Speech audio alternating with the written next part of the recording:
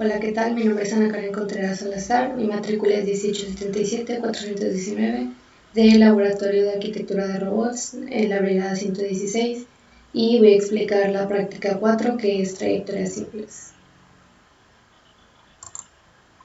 Bueno, aquí tenemos lo que es el objetivo de la práctica, el cual dice que el estudiante diseñará trayectorias simples para el elemento final del robot, considerando el punto inicial y el final de la trayectoria mediante la consola del simulador del robot, y desarrollará habilidades para el posicionamiento del robot sobre puntos fijos en el espacio.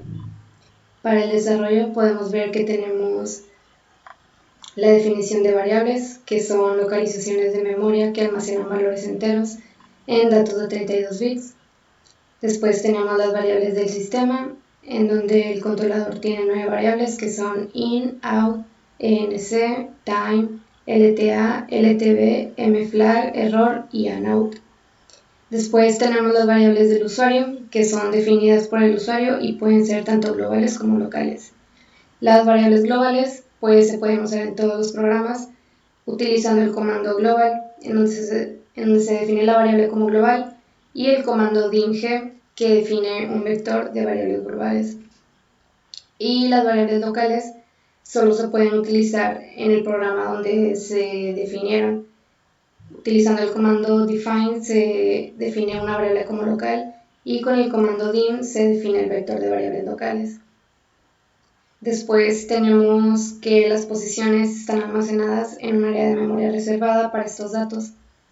Los datos de posiciones incluyen un valor entero para cada eje en el rango, más menos 32, 768, para definir las coordenadas, y una palabra en rango, más menos 32, 768, para indicar el tipo y nombre de la posición.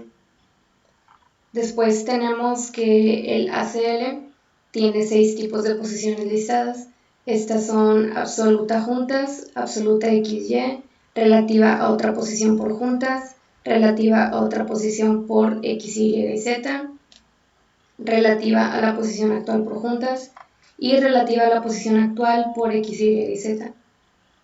Después tenemos que los comandos DEFP, DEFPB y DEFPC se utilizan para definir posiciones, mientras que los comandos DIMPA, DIMPB y DIMPC se usan para definir vectores de posición.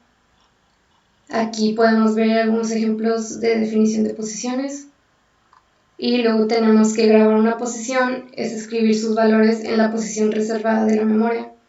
Para grabar estos valores se utilizan los comandos here, hereR, teachR, setPV y setPVC. Después tenemos el marco teórico, en donde se dice que el Scorebot RIX es un robot vertical articulado con 5 juntas rotativas. Este es el robot que se utilizó en la práctica y en el simulador.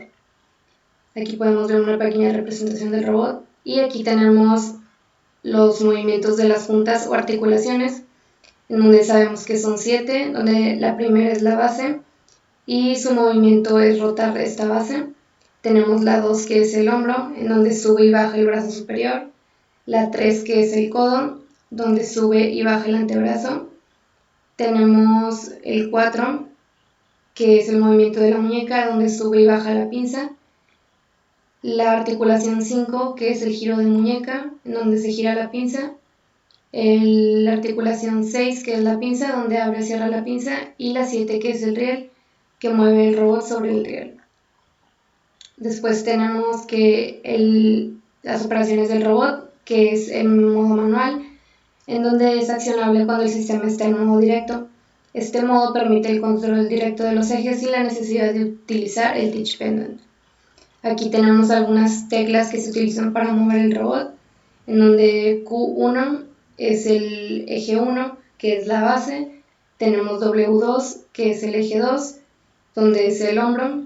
Tenemos E con 3, que es el eje 3, donde es el codo.